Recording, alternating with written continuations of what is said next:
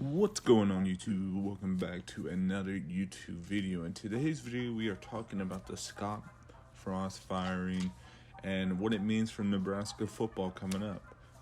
So obviously Nebraska played Georgia Southern, I believe, on Saturday.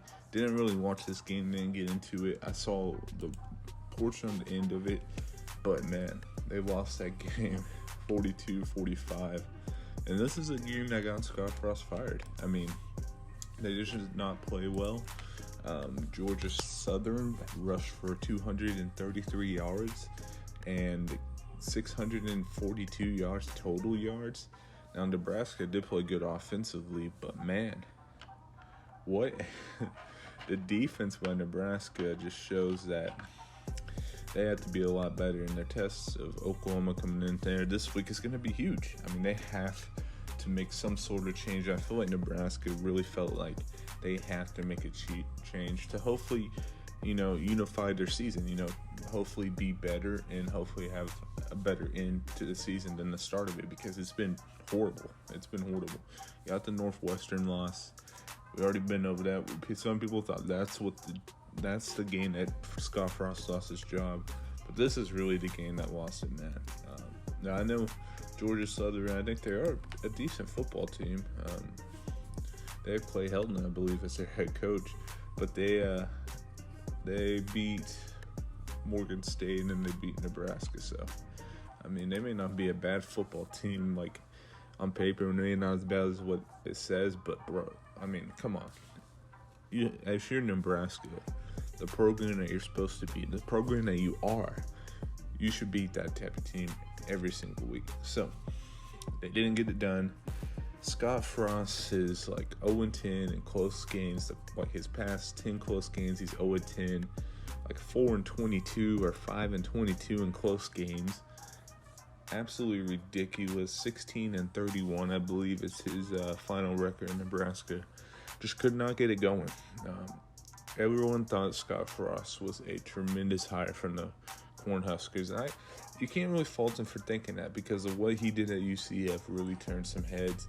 I mean, that's a program that didn't win a single game the year before, and then he takes over and they make a significant jump, claiming a national championship. So you would think this job and this opportunity would work out for him.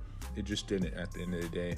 You have to just assume, man, the worst could possibly happen in the situation. It did. He got fired, and they have to move on to now their toughest game on their schedule this far at Oklahoma.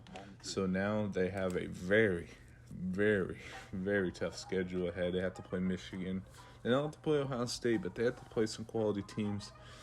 Hopefully, best case scenario, this team could finish 7-5 somehow.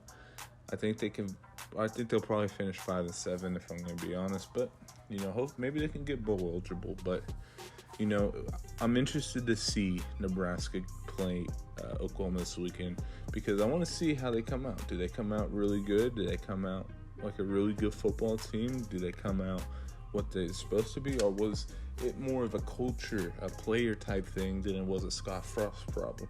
Now, I'm not saying that's not Scott Frost's problem, because as the head coach, you have to build a culture. You have to build a culture in that program where stuff like this doesn't happen. So that is on him, the culture part for sure. But these players have to give maximum effort.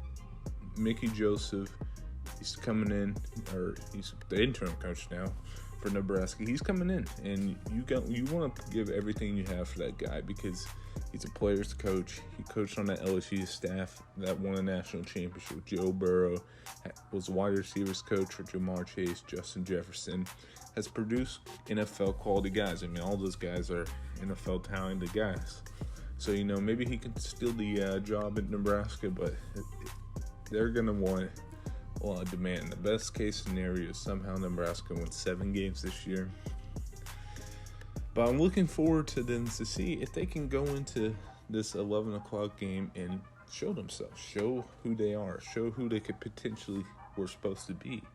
I mean, Nebraska football has hit a slump ever since they left the Big 12, and it's not looked pretty. And hopefully this gives the team the motivation that, hey, man, We lost our head coach. We just want to go out there and play and have fun. And that's kind of what you should be like. This season's kind of been, it's kind of thrown away. It really is. So you have to go into there with a new mindset of just playing football, have fun, and play your heart out. And that's what we kind of have to do to finish off this year, and hopefully go into a new year with either a new coach or another season of Mickey Joseph, which I think is really possible. I think he could be a really good head coach for this Cornhusker team. I think he can build a good culture.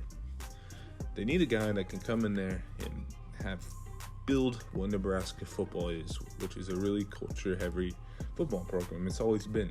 They've won national championships. They have a ton of culture.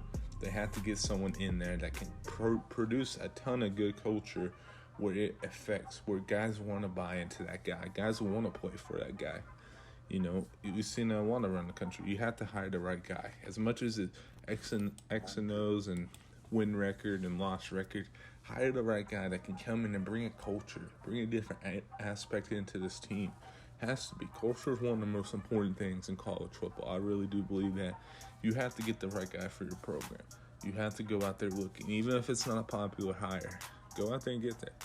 Lance Leipold, really good coach for Kansas, just beat West Virginia last weekend. It's a guy that can develop a good culture for this Nebraska football team.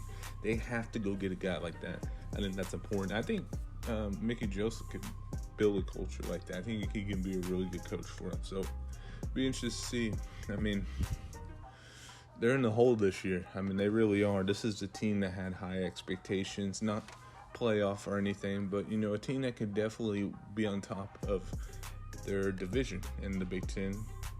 Currently, if we look at the standings, they are last, and Northwestern is number 1 right now. That division's terrible because Wisconsin also lost to Washington State.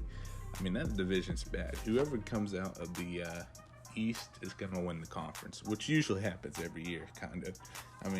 The difference has been what Wisconsin came out and won it, I think, one year recently. Other than that, the East has dominated the Big Ten, obviously, with Ohio State, Michigan, Penn State, all those teams. So Michigan State as well. But yeah, the Cornhuskers have to find a guy.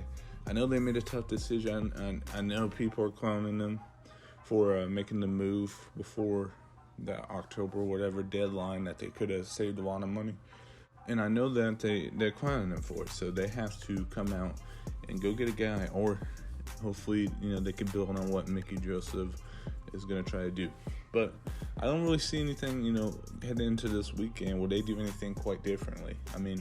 They still got the same defensive coordinator, which is mainly their biggest problem, is defensive coordinating coaching at some level, like in-game coaching, like let's say, you kick an onside like Scott Frost did. Like, I think that'll be improved with Mickey in there, but other than that, it's kind of tough. But yeah, we'll have to see. I don't think there's a lot that's going to be different. I think the guys could play harder, and I think that's the aspect that you want as you're looking at, like, Nebraska at the top, the guys, the athletic directors. You guys want to see Nebraska. They want to see them play hard at least. I think you have to do that if you're Nebraska at least, because I don't think they could change up a lot scheme-wise. I think they'll be going in there with the same scheme, which offensively is really good. They're a really good offensive team.